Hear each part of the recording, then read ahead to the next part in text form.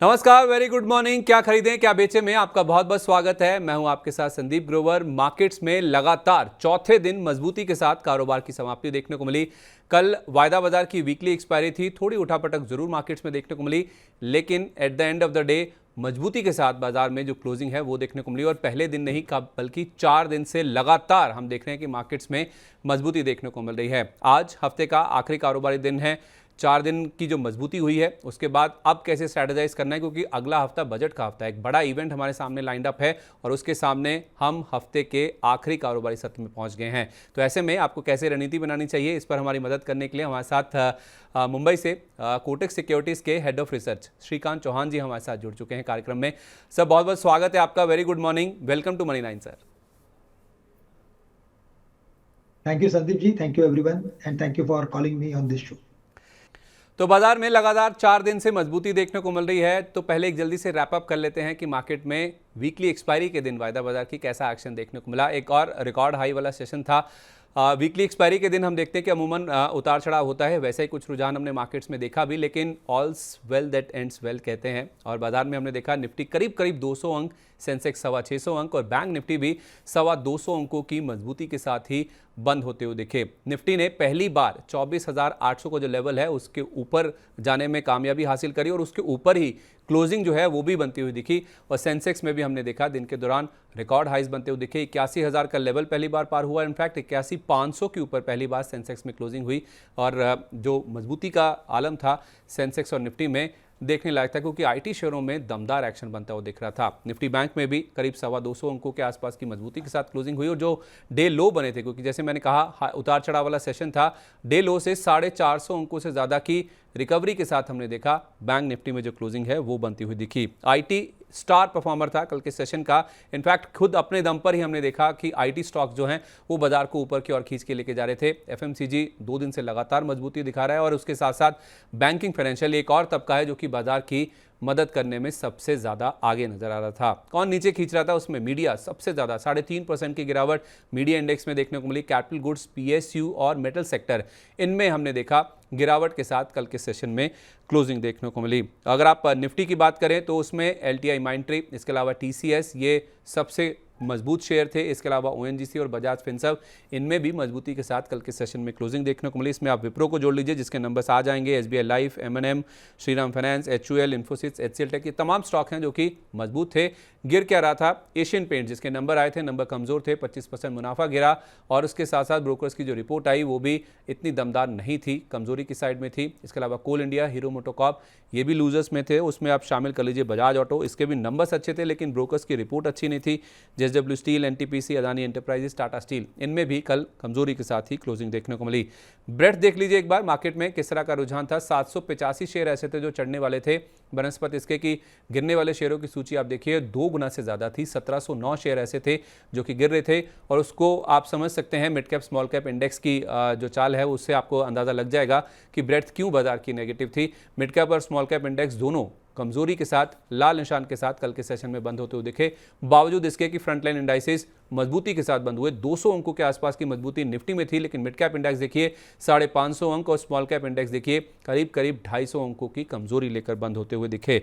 इसके अलावा आप ब्रॉडर मार्केट्स में देखें तो जी एंटरटेनमेंट टॉप लूजर था। इसके अलावा ट्रेंट, उसके साथ साथ यूटीआई, एएमसी और एचएएल जिसमें दूसरे दिन कमजोरी देखने को मिली। 2 दिन में ये शेयर 10% के आसपास गिर चुका है। लेकिन अगर आप चढ़ने वाले शेयरों की बात करें ब्रॉडर मार्केट्स में, जहां पे एक्शन देखने को मिला था, जस्ट डायल जिसके नंबर्स आए थे 20% के ऊपरी सर्किट पर यह काउंटर बंद हुआ। Tata Tele Services, India Cements, ये भी मजबूती के साथ ही कारोबार कर रहे थे। वायदा बाजार की ओर चलते हैं और ये समझते हैं कि वहां पर किस तरह का एक्शन था। तो Cholamandalam investment, MCX, Indus towers, ये कुछ गेनर्स हैं वायदा बाजार की जहां तक बात है। और इनमें आप India cements, LTI माइंट्री, ONGC, TCS, Birla soft को शामिल कर लीजिए। और गिरने वालों में एचएएल और ट्रेंड को आप छोड़ दें अगर, तो उसमें आप Dixon Technologies, Siemens, BEL, Nalco, काफी सारे पीएसयू नाम आपको नजर आएंगे जो कि लूजर्स की सूची में कल के सेशन में शामिल होते हुए नजर आ रहे थे। तो बाजार में सर हमने देखा कि मिड कैप स्मॉल कैप कमजोरी के साथ बंद हुए, लेकिन निफ्टी में एक मजबूती वाला सेशन था जहां एक तरफ ब्रॉडर मार्केट्स कमजोर थे। निफ्टी में 188 अंकों की मजबूती के साथ क्लोजिंग देखने को मिली। अब क्या हम समझें सर, 24,800 भी निकल गया निफ्टी पर, 25,000 हो जाएगा, 25,000 होगा तभी हम बजट में एंटर करेंगे।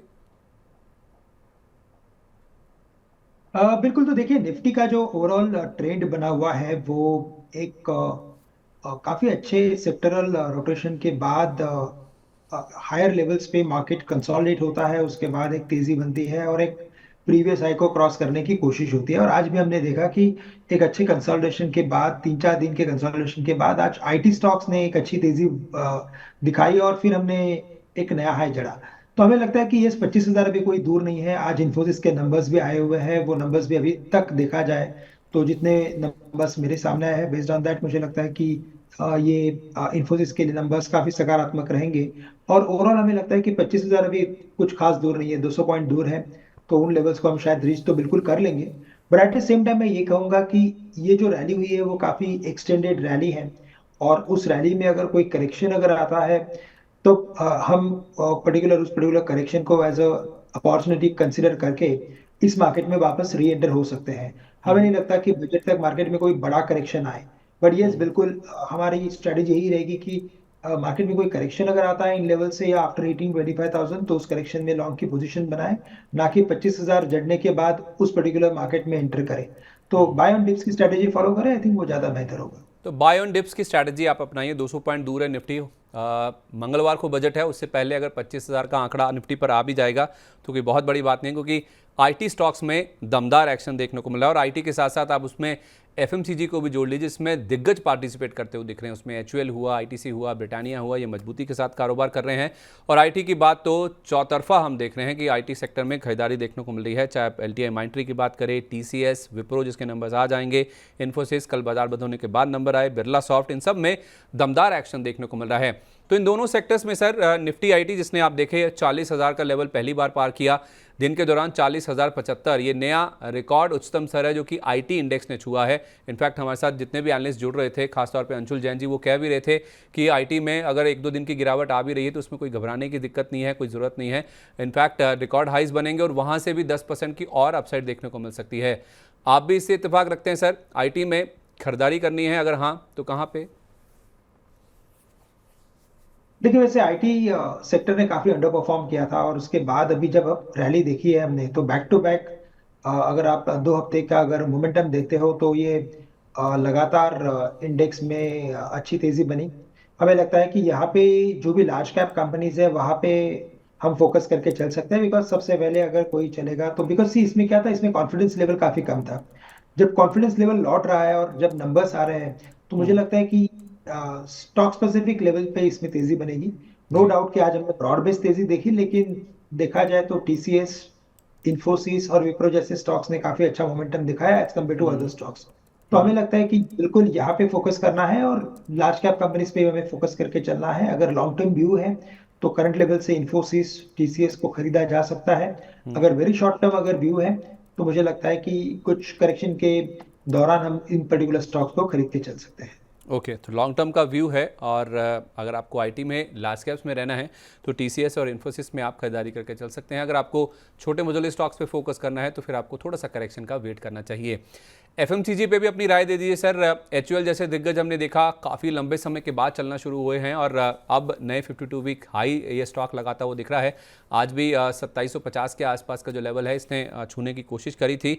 और इस एफएमसीजी शेयरों में अगर हम देखें तो उसमें कुछ और भी स्टॉक्स हैं जो कि कंट्रीब्यूट करते हुए नज़र आ रहे हैं। तो एफएमसीजी में कोई ऐसे स्टॉक्स जो आपके रडार पर आए हों जहाँ पे नई तेज़ी या फिर फ्रेश पोजीशंस भी बनाई जा सकती हों?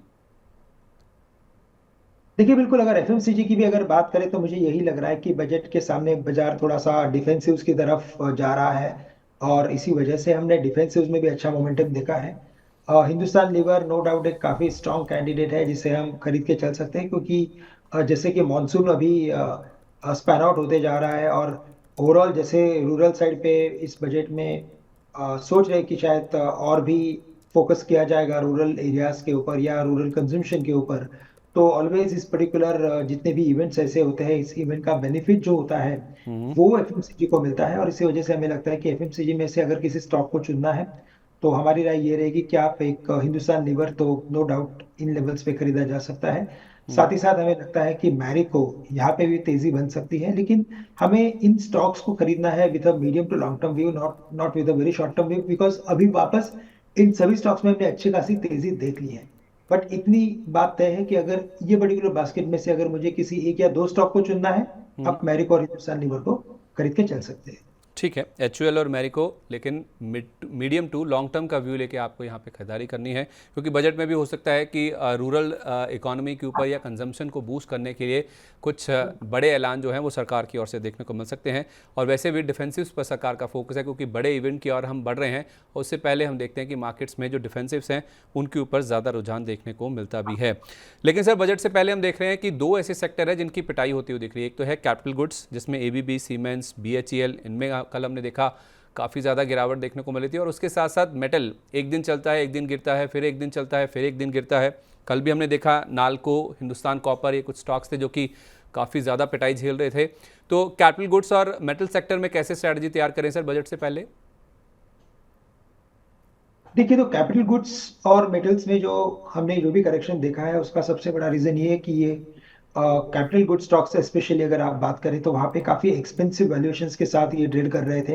And because of over and above expensive valuations, हमें लगता है कि बजट के पहले इन सभी में थोड़ा सा एक डिफेंसिव अप्रोच लिया जा रहा है। डिफेंसिव आई मीन टू से, यहाँ पे प्रॉफिट बुकिंग की जा रही है। और अगर मार्केट में कोई करेक्शन आता है या तो मे बी कोई स्पेसिफिक अगर डेवलपमेंट्स आते हैं, तो उस वक्त इन पर्टिकुलर स्टॉक्स में वापस खरीदारी का ट्रेंड हमें देखने मिलेगा। देखिए, अगर ओवरऑल यहाँ से अगर 3 से 5 साल की अगर बात करें, तो मुझे लगता है कि कैपिटल गुड्स, रोड्स, इंफ्रा, यही सेक्टर्स है कि जहाँ पे तेजी बनेगी। लेकिन with a very short term view, हमें लगता है कि कैपिटल गुड्स ने कई सारे इवेंट्स को ऑलरेडी डिस्काउंट कर लिया है। अभी कुछ नए ट्रिगर्स का वेटिंग हो रहा है, और अगर वो नए ट्रिगर्स अगर आते हैं इस पर्टिकुलर बजट में, तो फिर हमें लगता है या तो कैपेक्स अगर बढ़ जाता है अच्छी तरीके से, तो उस पर्टिकुलर केस में वापस इसमें हम फ्रेश खरीदारी देख सकते हैं। तो करंट लेवल्स पे तो मुझे लग रहा है कि इन सभी स्टॉक सेक्टर्स में और स्टॉक्स में अच्छा खासा प्रॉफिट बुकिंग हो रहा है, और इसी वजह से इनमें हमने करेक्शन देखा है। और मैं यही कहूंगा कि थोड़ा और रुकिए, बजट में देखिए कि आउटकम क्या आ रहा है, बेस्ड ऑन दैट हम इसकी स्ट्रेटेजी बना सकते हैं। लेकिन अगर मेडल्स की बात करें, तो मुझे लगता है कि एशियन मार्केट्स में काफी अनसर्टेनिटी है। जैसे यूएस मार्केट्स ऊपर जा रहे हैं, लेकिन एशियन मार्केट्स में हमने कुछ गिरावट देखी है।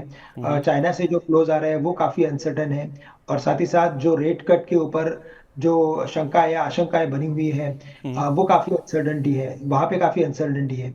तो जब तक वहां पे क्लैरिटी नहीं आती कि एग्जैक्ट क्या होने वाला है, इनके अगर अगर रेट कट अगर आने वाला ही है, तो उस वक्त हमें लगता है कि मेटल्स में अच्छी खासी तेजी बन सकती है। बट फॉर द टाइम भी हमें लगता है कि मेटल स्पेस एक डेफिनेटली ऐसा सेक्टर है कि जिसे हम हमारे वॉच लिस्ट में रख सकते हैं।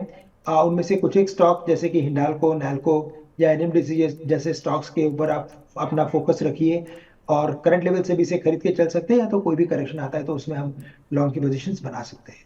ओके, तो रेट कट का जो अनाउंसमेंट है उसकी क्लैरिटी आने तक वॉच लिस्ट में रखिए आप जितने भी मेटल स्टॉक्स हैं उसमें हिंडाल्को, नाल्को और एनएमडीसी, इनमें आप चाहें तो फ्रेश खरीदारी भी कर सकते हैं, या फिर कोई डिप मिलता है तो वहाँ पे आप पोजीशंस बना के चल सकते हैं। और जहाँ तक कैपिटल गुड्स की बात है, एक तो वैल्यूएशन एक्सपेंसिव है, और दूसरा लॉन्ग टर्म में हो सकता है कि कैपिटल गुड्स, रोड, इंफ्रा में पैसा बनेगा, लेकिन शॉर्ट टर्म के लिए जो ट्रिगर हैं वो सारे डिस्काउंटेड है। कोई नए ट्रिगर की जो तलाश है वो ये सेक्टर ढूंढ रहा है, जिस वजह से हम देख रहे हैं कि एबीबी हुआ, सीमेंस हुआ, या बाकी जो कैपिटल गुड स्टॉक्स हैं उनमें एक डिसाइसिव प्रॉफिट बुकिंग का जो रुझान है वो साफ तौर पे नज़र आता हुआ दिख रहा है।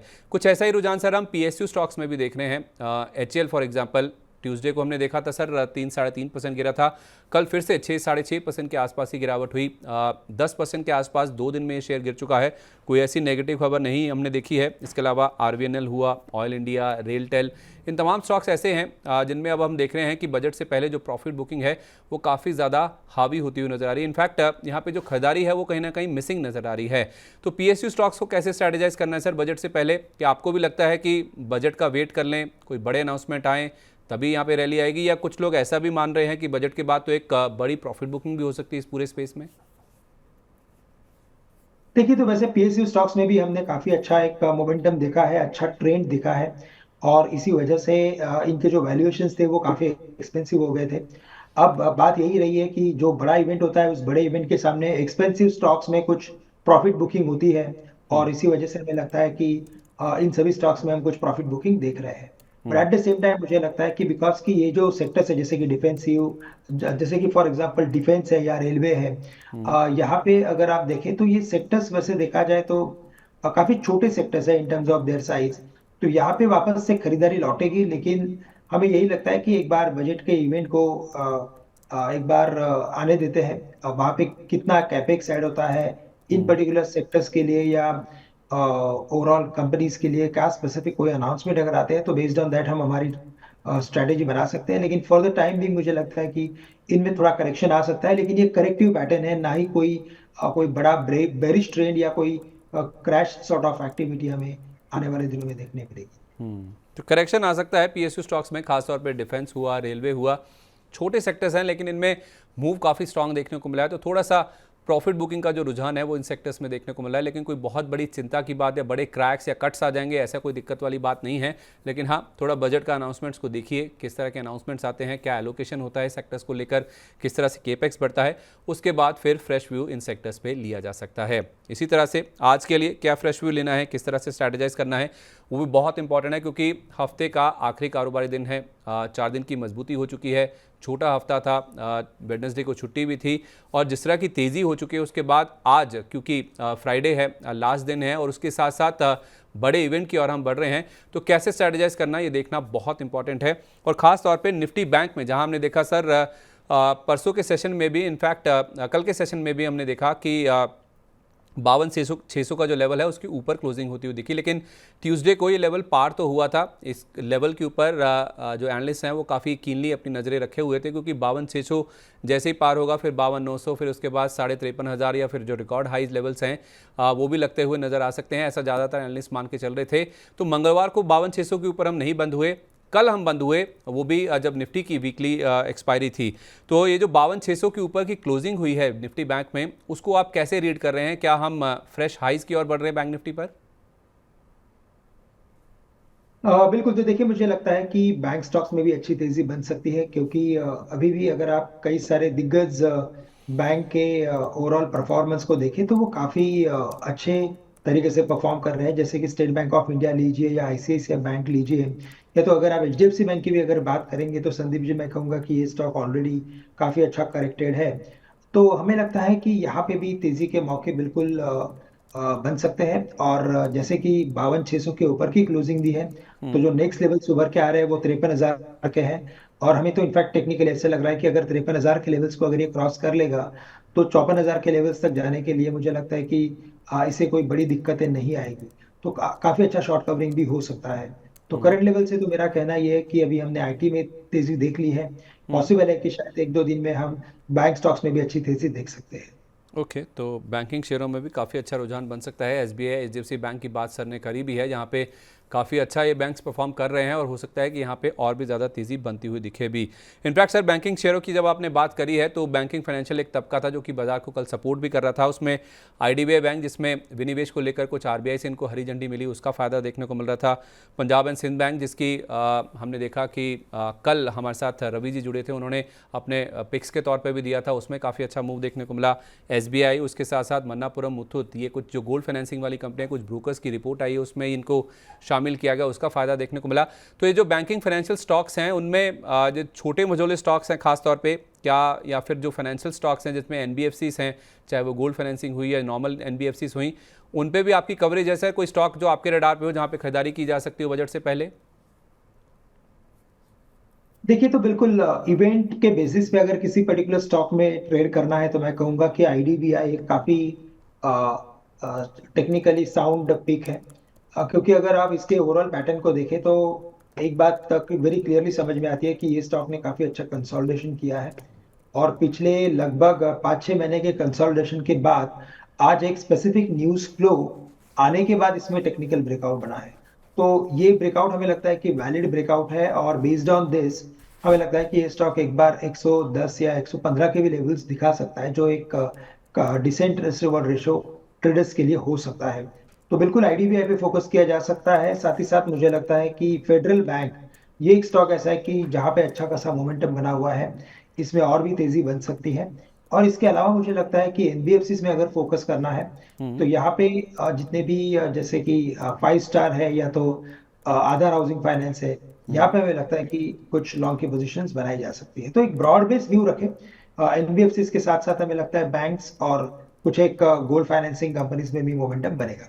तो गोल्ड फाइनेंसिंग कंपनीज, इसके अलावा 5 स्टार हाउसिंग फाइनेंस, आधार हाउसिंग फाइनेंस, इनमें भी हो सकता है तेज़ी का रुझान बनता हुआ दिखे। और उसके साथ साथ फेडरल बैंक और आईडीबीआई बैंक, जहां पे खबर आई है एक टेक्निकल ब्रेकआउट भी हुआ है, यहाँ पे हो सकता है 110 115 तक के जो लेवल्स हैं वो आईडीबीआई बैंक के स्टॉक में भी आते हुए नज़र आ सकते हैं।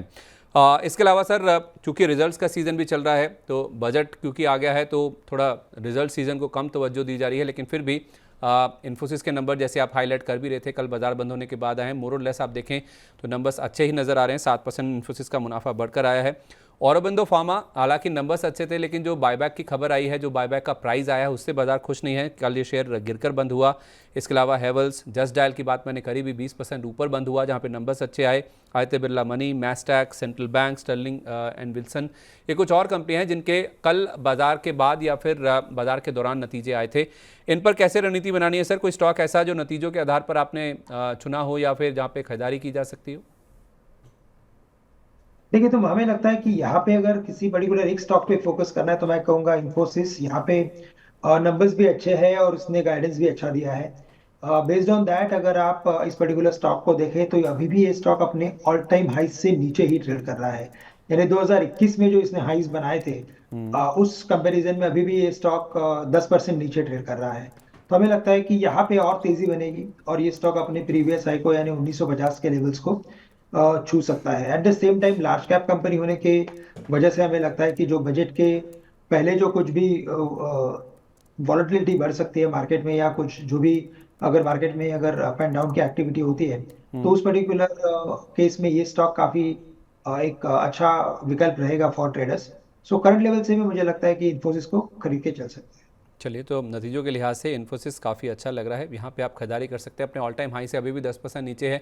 1950 के आसपास के हाई से वो हो सकता है कि स्टॉक फिर से एक बार टेस्ट करता हुआ नजर आए। अब जरा आज के जो नतीजे हैं उनके ऊपर बात कर लेते हैं। कई सारी दिग्गज कंपनियां सर जिनके नंबर्स आ जाने वाले, उसमें रिलायंस इंडस्ट्रीज भी है। इसके नंबर आएंगे बाजार बंद होने के बाद आएंगे। इसके अलावा BPCL, UltraTech, JSW steel, PVR, ICICI Lombard, Wipro, Indian hotels, Oberoi realty, इसमें भी आप चाहें तो नतीजों के दम पर जो एक्शन है वो आज के सेशन में बनता हुआ नज़र आ सकता है। सर, कुल 10 ऐसी बड़ी कंपनियां हैं जिनके नतीजे आ जाने वाले हैं, तो उस लिहाज से कोई ऐसा स्टॉक या ऐसी कंपनी जो आपने चुनी हो जहां पे नंबर से पहले या आपको लगता है नंबर अच्छे आ सकते हैं, पोजीशन बनाई जा सकती हो? देखिए, यहाँ पे प्रोमिनेंटली मुझे लगता है कि रिलायंस इंडस्ट्रीज, JSW स्टील, और साथ ही साथ मुझे लगता है कि यहाँ पे जो इंडियन होटल्स हैं, ये तीन कंपनीज में हमें लगता है कि अच्छी तेजी बन सकती है। उसका रीजन ये है कि इनके नंबर्स थोड़े अच्छे एक्सपेक्टेड है। साथ ही साथ अगर इनके टेक्निकल फॉर्मेशन को भी देखें तो इनमें काफी अच्छा स्ट्रेंथ नजर आ रहा है। स्पेसिफिकली रिलायंस इंडस्ट्रीज की अगर बात करें तो उसमें हाल ही में एक अच्छा खासा ब्रेकआउट हुआ है 3050 3100 के करीब। अभी भी स्टॉक 3150 के करीब ही ट्रेड कर रहा है, तो हमें लगता है कि इसमें अच्छी तेजी बन सकती है। साथ ही साथ इंडियन होटल्स, यहाँ पे भी हमें लगता है कि अच्छा खासा करेक्शन हो चुका है और करंट लेवल से risk reward ratio for traders traders काफी फेवरेबल है। तो 580 570 के रेंज के और रेंज के अंदर इसे खरीदा जा सकता है। वापस से हम एक बार 650 के आसपास के लेवल्स देख सकते हैं। ओके, और JSW स्टील सर, इसके भी लेवल्स अगर आप शेयर कर पाएँ? बिल्कुल, तो अगर मेटल्स की बात करें तो JSW स्टील अगर देखा जाए तो वैसे काफी कोर प्लेयर है। इसमें आयरन ओर के प्राइसेस का कोई इसमें बड़ा इम्पैक्ट नहीं आता है। और अगर आप पिछले कई दिनों से अगर आयरन ओर के प्राइसेस को अगर ट्रैक करें तो एक बात नजर आती है कि वहां पे कुछ दबाव बना हुआ है, और इसी वजह से स्टील अथॉरिटी और टाटा स्टील में हमने कुछ डाउन मोमेंटम देखा है। लेकिन हमें लगता है कि JSW स्टील एक कोर प्लेयर होने की वजह से इसमें तेजी बन सकती है और इन लेवल्स के आसपास इसे खरीदा जा सकता है। इन्वेस्टमेंट के बेसिस पे हमें लगता है कि ये स्टॉक वापस से एक बार 1050 1100 के लेवल्स दिखा सकता है। लेकिन साथ ही साथ जैसे मैंने कहा था कि अगर इस पर्टिकुलर ओवरऑल बास्केट की अगर बात करें तो यहाँ पे हमें लगता है कि कई सारे ऐसे कंपनीज है ये लिस्ट में कि जहाँ पे अच्छे नंबर्स आ सकते हैं। ओके, तो मेटल्स में JSW स्टील 1050 1100 तक के लेवल्स फिर से देखने को मिल सकते हैं। इंडियन होटल्स के भी आज नंबर आने वाले, नंबर्स अच्छे एक्सपेक्टेड हैं, टेक्निकली भी साउंड है। यहाँ पे भी हो सकता है कि 650 रुपये तक के जो टारगेट्स हैं वो आते हुए दिखें। और दिग्गज रिलायंस इंडस्ट्रीज जिसमें ब्रेकआउट हुआ है हाल ही में, यहाँ पे भी हो सकता है कि जो 3200 के ऊपर के जो इसने रिकॉर्ड हाई सच किए थे वो लेवल्स फिर से स्टॉक में पार होते हुए नज़र आ सकते हैं। अब सर सबसे अहम सवाल और आखिरी सवाल आपसे आज, और अगर हम थोड़ा सा पोजिशनल व्यू या अगले हफ्ते का व्यू लेकर चलें, बजट की तैयारी हम कर ही रहे हैं, तो ऐसे स्टॉक्स या ऐसे सेक्टर जिन पर आपकी नज़र है, जहाँ पे पैसा बनता हुआ नज़र आ सकता है, कुछ ऐसे स्टॉक्स जो आप चुनकर लाए हों शॉर्ट टर्म पीरियड के लिए हमारे दर्शकों के लिए? बिल्कुल। तो देखिए संदीप जी, यहाँ पे हमने कुछ ऐसे स्टॉक्स को चुना है कि जहाँ पे हमें लगता है कि इनका बिगर यानी कि जो मैक्रो ट्रेंड है वो काफी स्ट्रांग है, और लॉन्ग टर्म ट्रेंड अगर स्ट्रांग होता है तो वहाँ पे खरीदारी के मौके बनते हैं। साथ ही साथ हम बजट के इवेंट को भी फेस करने वाले हैं, तो हमें कुछ एक ऐसे स्टॉक्स के ऊपर फोकस करना है जहाँ पे ओवरऑल मोमेंटम काफी स्ट्रांग है। और इसी वजह से हमें लगता है कि सबसे पहले हमें लगता है सीमेंट कंपनीज या सीमेंट सेक्टर में अंबुजा सीमेंट के ऊपर फोकस किया जा सकता है। लगभग करंट लेवल्स 690 के करीब इसे खरीदा जा सकता है। स्टॉप हम्म। लॉस यहाँ पे रखी 670 रुपए का। टारगेट्स नजर आते हैं 720 से लेकर 730 से। तो कम से कम 5 से 10 दिन का व्यू रखिए और करंट लेवल से इसे खरीदे, लेकिन स्टॉप लॉस रखिए एट 670। साथ ही साथ हमें लगता है कि टेक्नोलॉजी में इंफोसिस टीसीएस के बारे में तो हमने बात की, हमें लगता है कि विप्रो यहाँ पे भी टेक्निकल फॉर्मेशन काफी मजबूत है। और अगर करंट लेवल से अगर विप्रो में अगर खरीदारी करनी है तो 550 का स्टॉप लॉस रखें। हमें लगता है कि स्टॉक कम से कम 600 620 के लेवल्स दिखा सकता है। इसके अलावा हमें लगता है कि रियल एस्टेट स्टॉक्स में भी एक ऑफलेट तेजी बन सकती है, क्योंकि इन पर्टिकुलर स्टॉक्स में हमने कुछ कंसोलिडेशन देखा था, और अभी इनमें से कई सारे स्टॉक्स वापस रैली करने के मोड पे आ चुके हैं। तो करंट लेवल से डीएलएफ को भी लॉन्ग किया जा सकता है। डीएलएफ की आज की क्लोजिंग तकरीबन कुछ 840 842 के करीब की है। 820 का स्टॉप लॉस रखें, क्योंकि स्टॉक थोड़ा सा वॉलेटाइल है तो स्टॉप लॉस थोड़ा बड़ा रखना पड़ेगा। हम्म। लेकिन हमें टारगेट्स नजर आते हैं 865 से लेकर 880 रुपए के। तो 5 से 10 दिन का अगर आपका नज़रिया है तो एक सीमेंट स्टोरी है अंबुजा सीमेंट, जहाँ पे 720 730 तक के टारगेट आ सकते हैं। विप्रो आईटी पैक से ये भी सर ने चुना है, यहाँ पे भी आप खरीदारी कर सकते हैं। 550 रुपये का स्टॉप लॉस लगा लीजिए। 600 620 तक के जो टारगेट्स हैं वो स्टॉक में भी देखने को मिल सकते हैं। और डीएलएफ जो कि थोड़ा सा वॉलेटाइल रहता है, थोड़ा स्टॉप लॉस आपको डीप रखना होगा 25 रुपये के आसपास। 820 रुपये का स्टॉप लॉस लगाइए। 865 880 अगले 5 से 10 दिन में ये स्टॉक भी ये लेवल टच करने की कोशिश कर सकता है। तो ये ऐसे 3 स्टॉक हैं जिनमें आप 5 से 10 दिन का व्यू रख के खरीदारी करके चल सकते हैं। श्रीकांत सर, बहुत बहुत धन्यवाद आपका। आप सुबह सुबह आज हमारे साथ जुड़े। बहुत सारे स्टॉक सेक्टर्स की बात हुई है, कोई डिस्क्लोजर्स जो आप जाने से पहले शेयर करेंगे सर? बिल्कुल। तो देखिए, जितने भी स्टॉक्स आज हमने भी यहाँ पे डिस्कस किए हैं, उन सभी स्टॉक्स को हमने हमारे क्लाइंट्स के साथ भी बहुत पहले शेयर किया है। और ऐसा हो सकता है, और कई बार हमने शेयर किया हुआ है पास में। हमारे ग्रुप ऑफ कंपनीज के साथ भी हम इन स्टॉक्स के बारे में डिस्कशन करते रहते हैं। तो ये पॉसिबल है संदीप जी कि इनके पास इन स्टॉक्स में पोजीशन हो सकती है, लेकिन एट माय पर्सनल लेवल इनमें से किसी भी स्टॉक में मेरी पोजीशन नील है। तो कोई भी स्टॉक मेरे पोजीशन में, मेरे होल्डिंग्स में नहीं है। चलिए, बहुत बहुत धन्यवाद sir, thank you so much. आज सुबह सुबह आज आपने समय निकाला, हमारे साथ शामिल हुए, उसके लिए आपका विशेष रूप से धन्यवाद sir. Good day sir. My pleasure, thank you. तो मार्केट्स में हम देख रहे हैं कि 4 दिन से लगातार मजबूती देखने को मिल रही है, लेकिन आज हफ्ते का आखिरी कारोबारी दिन है और काफ़ी सारी दिग्गज कंपनियां हैं जिनके नतीजे भी आने वाले हैं, जिसमें RIL है, BPCL है, अल्ट्राटेक है, JSW स्टील है, विप्रो भी है इसमें, जिनके नंबर्स आने वाले हैं। और नंबर्स पर हमारी खास कवरेज मेरे सहयोगी विवेक मित्तल भी आपके साथ जुड़ते हैं सुबह 10:30 बजे। हर दिन वो आपके साथ जुड़ते हैं सोमवार से शुक्रवार, और नतीजों के साथ साथ मिड कैप, स्मॉल कैप, जो छोटे मझोले शेयर हैं उनके ऊपर भी इनकी कवरेज काफ़ी स्ट्रांग, काफ़ी मजबूत देखने को मिलती है। तो जुड़ना मत भूलिएगा 10:30 बजे बीच बाजार में, सोमवार से शुक्रवार सुबह 10:30 बजे। तो क्या खरीदे क्या बेचें, मैं आज के लिए बस इतना ही। उम्मीद करते हैं आज का दिन आपके लिए प्रॉफिटेबल होगा। इसी उम्मीद के साथ मुझे दीजिए इजाज़त। नमस्कार।